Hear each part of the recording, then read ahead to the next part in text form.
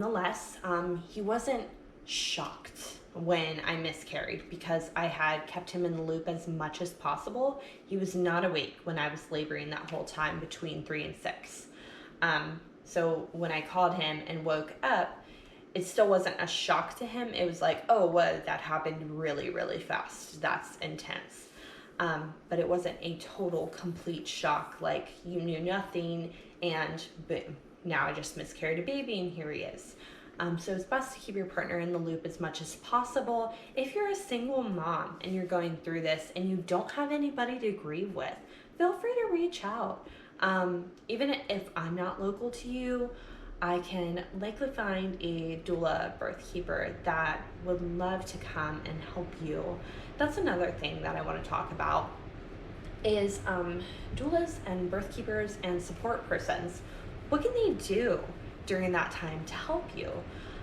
Helping you get into a good position, helping you recognize the signs of what is happening physiologically, what might help your pain relief. You can still receive counter pressure.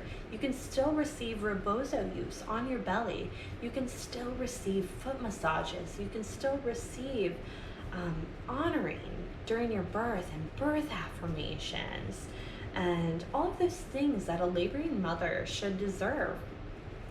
You can still receive all those things from your partner or another support person like a doula or birth keeper. And afterwards, nutrition is super important to restore your body from all the blood and the fluid that it just lost. Extremely important. And it's really good to bring warmth to your body. So warm foods like soup, like nice casseroles, like really comforting foods, and also protein is super helpful. So like a beef stew, a bone broth, dense vegetables that are rich in protein, that is super helpful to have postpartum, as well as nourishing teas that are warming herbs that can bring you that warmth back to your body. Doing a massage on your belly, gentle oil, clary sage massage on your belly that will help with the bleeding and it will feel so great. Also, belly binding is something that you can look for that many doulas would offer as a complimentary service to help you get through your loss and help with your pelvic floor muscles, because some losses are related to weak pelvic floor muscles. And we won't go through all the different causes of loss, but definitely explore that. If you have something called incompetent cervix, it's basically weak pelvic floor muscles or a hormone dysfunction. So after loss, you can have your hormones tested several times. You'll want to get several times to kind of see where the imbalance is. Around day 3 and day 21 can be very informative for you to check on during your cycle once your cycle returns. You can also have your thyroid checked to see if the thyroid is causing any issues.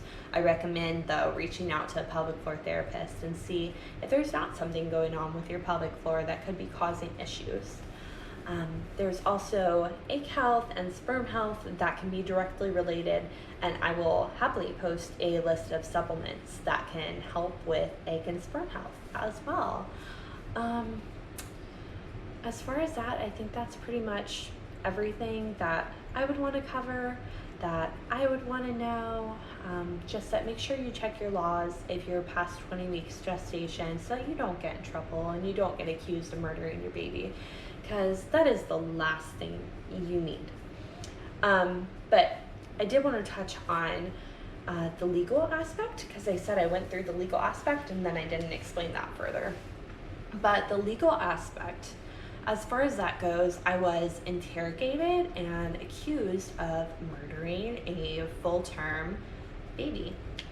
So basically how they worded the court documents is that they laid it out as I birthed a live, breathing baby, and then I just watched it die right in front of me and then tried to cover up the evidence by burying it in the backyard. When my lawyer talked to the investigator, he was appalled. When we sent the pictures that I had taken, the investigators were appalled that the state would make those accusations. because it was very clear that he was way smaller than viability and had absolutely zero chance of survival. After reviewing my records, there was absolutely nothing that I could have done differently in prenatal care. There was nothing that I could have done in that moment to stop what was happening. And there was no reason that I needed to be in a hospital. So even if they come after you before 20 weeks gestation, you are not in the wrong. The law is on your side. But after 20 weeks gestation, keep in mind that you could possibly get in trouble. So for that, you would need to go to the hospital after you gave birth or while you're in labor, absolutely your choice. And you would need to get a birth and a death certificate for your baby so that you had legal proof that you did everything that you could, and that it wasn't your fault and that you weren't trying to cover up a murder of a newborn baby. And I'm so sorry for anybody that goes through that. It is absolutely ridiculous and so hard to be up on the stand while somebody interrogates you about the loss of your child that you're already grieving. If anybody has any questions on anything that I talked about today, please feel free to comment below or send me a message. I would be happy to help. I serve moms virtually and in person when they have their losses, and it would be an honor for me to serve you as well. Yeah, that's pretty much all that I have for today. Thank you for joining my webinar and listening to my story, and I hope that for anybody going through this, that this somehow helps you.